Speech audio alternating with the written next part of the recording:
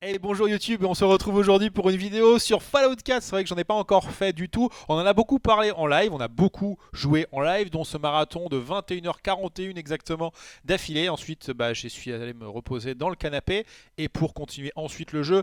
À partir de là, on a refait une sauvegarde et aujourd'hui, je vais vous parler du build. On m'a demandé assez régulièrement de me détailler tout cela par étapes, c'est-à-dire comment moi je m'y prendrais si je devais refaire ce build. Il n'est pas parfait là en l'occurrence, puisque j'ai testé aussi des points que je voulais voir absolument.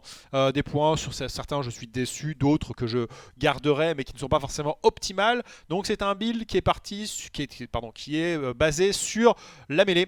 Donc en gros j'ai voulu prendre le parti de tester tout en mêlée, sur les mains nues, qui considèrent aussi les fists, notamment le fist que l'on a récupéré sur Swan, un boss level 50 que je vous ai montré en live, qu'on ne montrera pas aujourd'hui.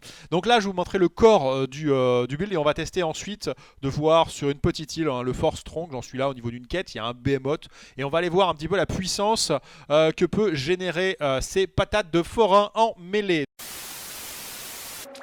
Pour ce build, hein, donc on est là dans la partie perk. J'ai commencé par 3 force, 4 perception, 4 endurance, 3 charisme, 5 inté, 7 agi de chance il me semble. Bon, évidemment, vous allez me dire, mais ouais, t'avais pas beaucoup de force parce qu'à la base, j'étais pas parti sur un build mêlée. J'étais parti sur un build, je prends la base, le corps, donc c'est-à-dire les choses qui n'impactent pas un style d'arme, et ensuite je pars sur un style d'arme. Donc j'ai choisi la mêlée. Les points de fer, donc il faut les prendre au maximum. 3 points, 4 points ne servent pas forcément à autre chose que rajouter des dommages, puisque ce sont des points qui vont jouer sur les attaques puissantes. Les attaques puissantes, on ne les utilise quasiment jamais, puisque ça consomme de l'énergie de l'AP, et ce qu'on veut en VAT, c'est d'avoir le plus d'énergie possible, enfin de points d'AP possible pour en faire un maximum. Donc, mais ça donne des dommages supplémentaires, et surtout le 5ème point, ça peut paralyser une cible. Donc une grosse cible, on sait qu'on ne va pas forcément la one-shot, on va pouvoir lancer directement un crit. Le crit, on va le réserver uniquement pour ça, puisqu'on n'a pas vraiment de build chance dessus, et donc on n'a pas beaucoup de moyens de cycler ces crits comme un build chance pourrait le faire. Donc on va bien le garder de côté, et dès qu'on sait qu'une cible est plutôt coriace, costaud, et qu'on ne va pas forcément pouvoir la one shot, ou alors l'engager en mode furtif, puisqu'il va, voilà, on verra après qu'avec le mode ninja, enfin le furtive en ninja, on fait beaucoup plus de dommages, et bien on va pouvoir la critique pour la paralyser. Stabilité, donc pourquoi jouer cette stabilité? Puisque ça rajoute quand même beaucoup de dommages dans le combat, notamment à main nue.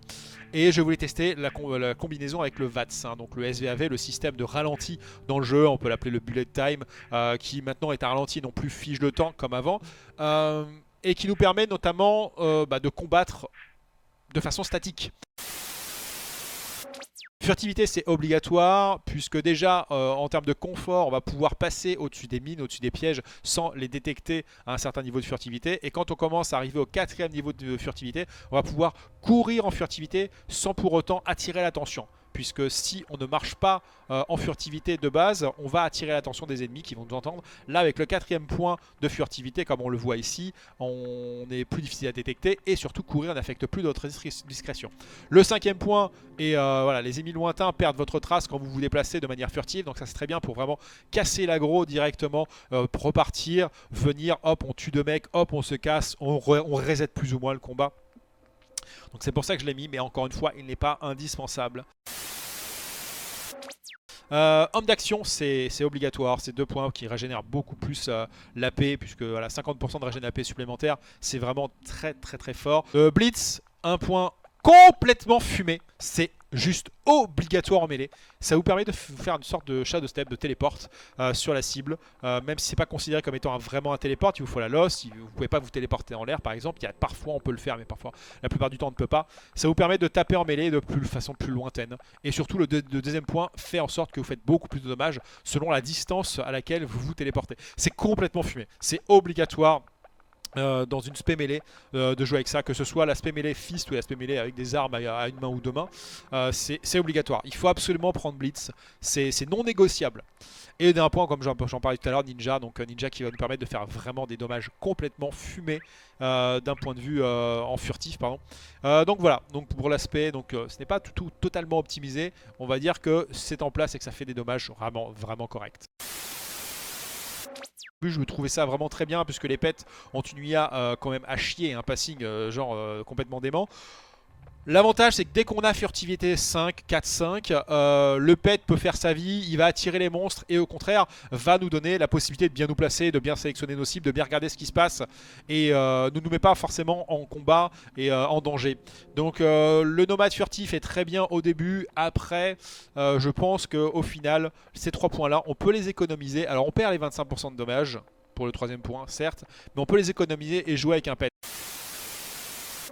Sans s'affûter, c'est un point qui révèle les résistances de la cible. En mêlée, ça n'a aucun intérêt puisqu'on n'a qu'un style de dommage. Parfois, on en a 2, mais ils sont tous les 2 liés sur la même arme. Donc, avec ce fist, en tout cas, ça ne m'apporte rien du tout. Pour les armes, plus tard, plasma, énergie, poison, etc., etc., oui, on peut cibler et changer d'arme. Mais c'est un point qui n'a absolument pas forcément d'intérêt à prendre. C'est un point aussi, je trouve, gâché, notamment pour cette spé. Donc là, je suis descendu masse endurance pour tester et surtout avoir un peu plus de résistance. Bon, cannibale, c'est marrant, mais c'est pas obligatoire. Ça, pareil, goût l'attitude, ça ne nous empêche pas de prendre les radiations. Ça nous régénère notre vie lorsqu'on prend des radiations. C'est-à-dire que si on n'est pas full vie, notre vie va se régénérer, mais on va quand même prendre les radiations. Au début, je me suis dit, peut-être qu'on prend plus les radiations, je ne sais pas. En tout cas, c'est pas le cas. Le dénicheur de trésors parce que je me suis dit je vais avoir besoin de capsules. Je suis à 25 000 capsules, je les ai toujours pas dépensées. Donc je me dis qu'on peut faire 100 ce talent aussi. Donc on peut gagner 3 points ici si on le souhaite. Serrurier, on n'est pas obligé pour cette spé, mais on va dire qu'on passe à côté quand même d'une partie du jeu. Moi je trouve ça très sympa, on va dire que c'est l'un des points les plus sensibles au niveau du roleplay dans le jeu. Donc j'ai pas voulu passer à côté, mais pareil on n'est pas obligé de les mettre.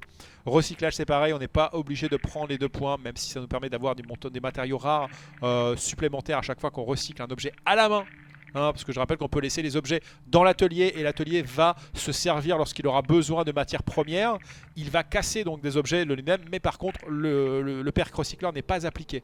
Donc de temps en temps c'est bien quand même de prendre les objets que vous mettez dans votre atelier, vous posez 10 minutes, vous recyclez tout, vous remettez tout et vous allez récupérer des composants supplémentaires rares. Donc là on va aller chercher le behemoth, donc on va suivre juste la marque, donc c'est par là, il doit être là quelque part. Et voir en combien de temps on le kill. Bon, il doit être assez résistant quand même, c'est un mutant plus. Donc on entend ses pas. Juste pas forcément envie de lui faire coucou comme ça. Ouais, il est là. Donc là j'ai pas encore la portée. Je sais pas ce qu'il a, il a un caddie dans le dos. C'est magnifique. Ok. Voilà, donc là on l'a, donc on va mettre à sauce et on va faire un crit automatique. On appuie sur barre d'espace tout de suite. Ah bon, la one shot. Ok, le behemoth level 50 OS. Je m'y attendais pas du tout, je m'attendais à ce qu'on quand même... je sais pas, au moins two shot quoi. Non mais non, one shot. Bon bah ok voilà, donc vous voyez la patate de forain que l'on met en mêlée. Donc on va tenter directement de... avec un crit. Oh bah c'est OS. Mon OS même Swan. Voilà, donc pas ni problème monsieur Swan. Cartouche, débris de signe. Bon évidemment il ne redroppe pas l'arme, je m'y attendais. Même si de toute façon ce genre d'armes ça ne sert à rien de les avoir en doublon. Puisqu'on ne peut pas les désenchanter. Voilà, bon bah on a fait le test, je suis revenu là-dessus avec vous pour cette spé, vous m'aviez demandé une vidéo, on a fait les tests, je les avais pas fait avant, je suis pas étonné des dommages, mais je m'attendais pas quand même à ce qu'on OS les mobs level 50 comme ça, qui sont des boss, donc voilà. Combinaison de dommages égale complètement shitopé, donc bon. C'est l'une des spé broken je pense du jeu, ça ne doit pas être la seule. Malheureusement pour les tester, eh bien il faut recommencer le jeu puisqu'on ne peut pas respé et je n'ai pas forcément envie de repasser 70 heures, parce que là je suis à peu près cumulé avec le début, à 70 heures de jeu je pense, sur Fallout 4. Voilà pour cette première vidéo, j'espère que ça vous plaira et je vous dis à la prochaine, ciao ciao.